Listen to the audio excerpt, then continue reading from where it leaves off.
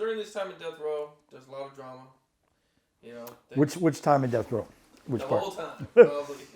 Death Row. So Death Row, yeah, there always was a drama. There's always something to keep you on edge a little bit. You know, something was always off kilter. You hear about something, it didn't affect you, so it doesn't matter. But it was always on the edge, being like this West Coast, East Coast thing. You get revved up about it, and like, what the fuck is that? You know, why are we banging and these are millionaires? You know, what the fuck's going on? But you're still happy to be a part of it. What were the meetings like? Um, Let me see which meetings. Only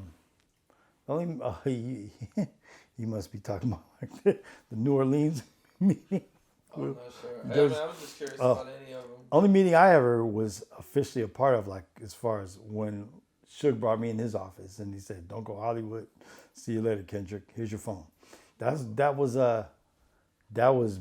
my only meeting as far as a meeting go. But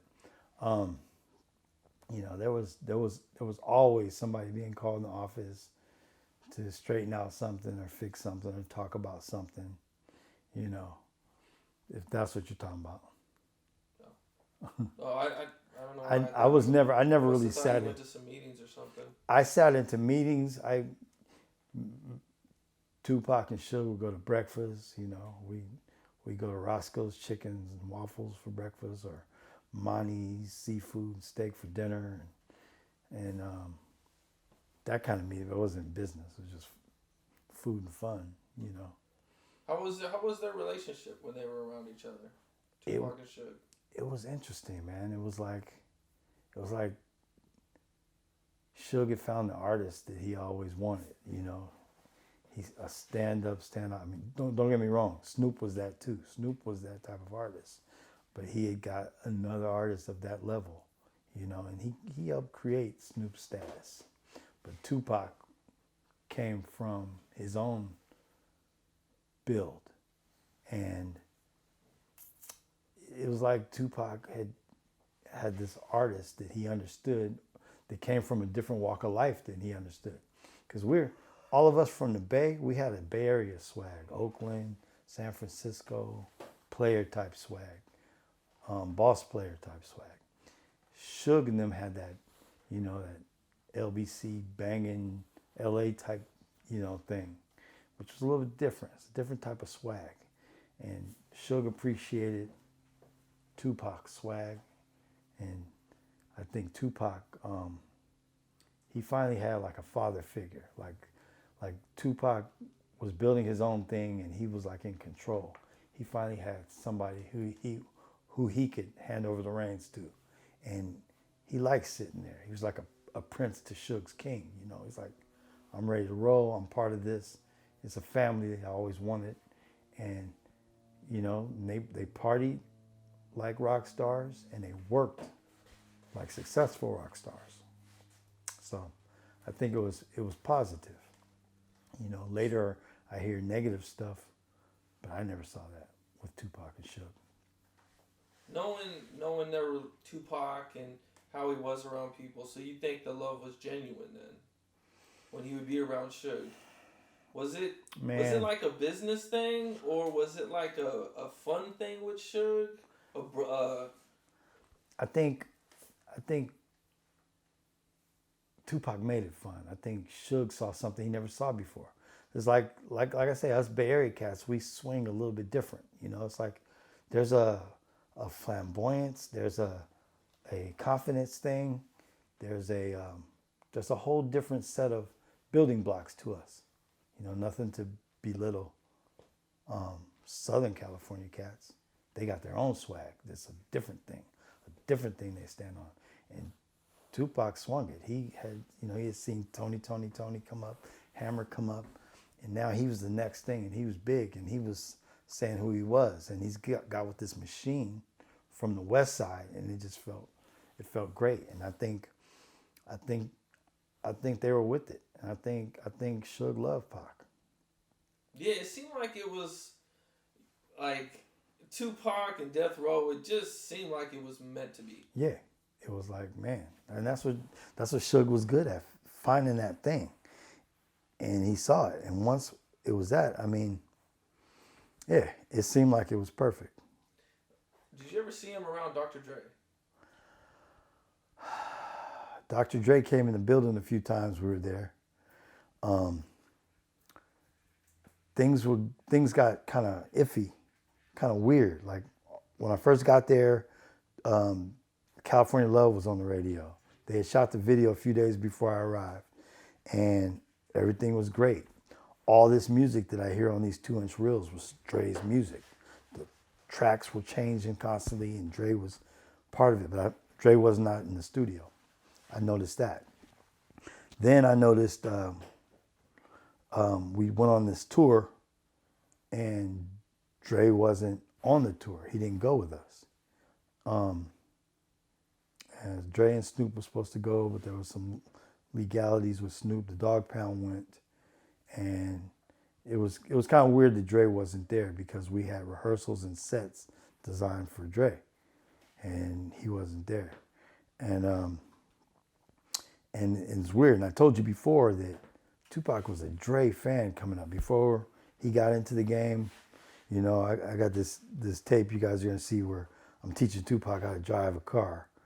And he's teaching me how to listen to NWA. He's talking about Dr. Dre and telling me stuff I did not know, didn't understand.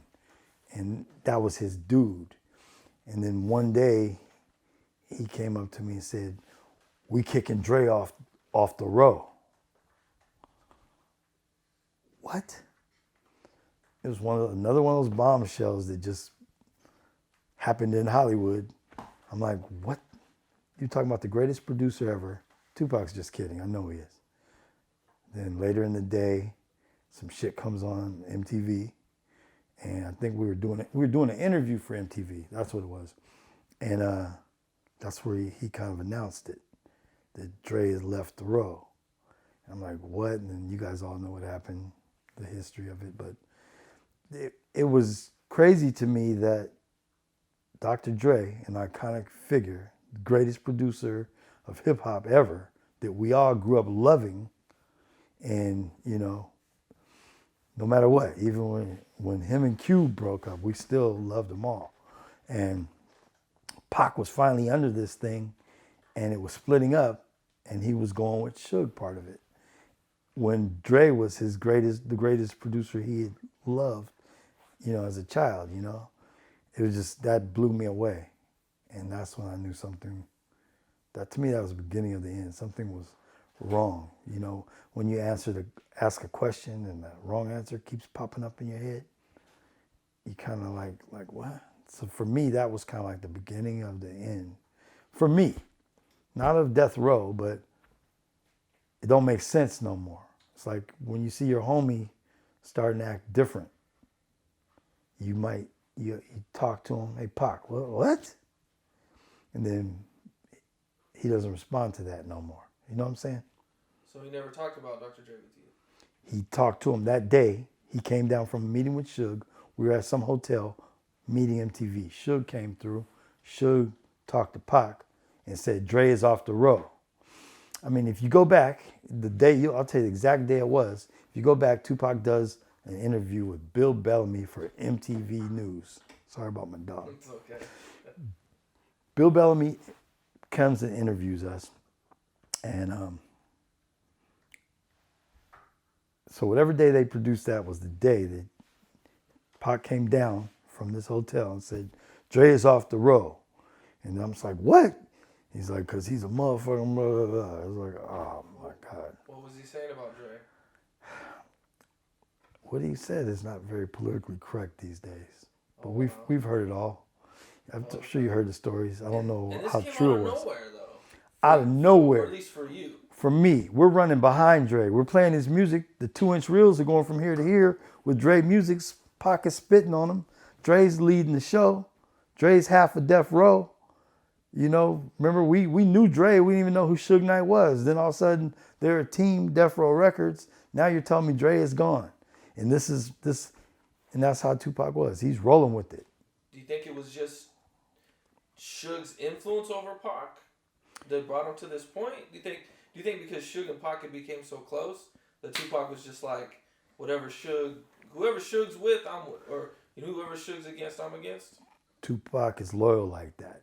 Tupac will change up on you, but while he's loyal to you, he's as loyal as he gets. And I think this is what people need to consider. When Tupac was sitting in that fucking cell for some shit he didn't do, all those Iovines and Warner Brothers affiliates and Interscope people and even the fucking manager dude, just forgot his name that quick, but he was his first manager. He was Digital Underground's manager. Yeah. None of them tried to bail him out. None of them even tried to fix it. When a man fucking gets you out of prison, you're in prison. Prison ain't shit. He got him out of prison. Your thing is, let's go. I'm going to run through a building for you. You're the only motherfucker that believed in me. When all these other powerful people did nothing. Nothing. It was obviously possible, right? Suge did that. Yeah. Say what you want to. And there's a lot of loyalty that comes with that. There's a lot of, he might have signed a contract with a red suit motherfucker in prison. I would have signed that shit too. And I would have recorded 5 albums for his ass. And did whatever else. Non-sexually.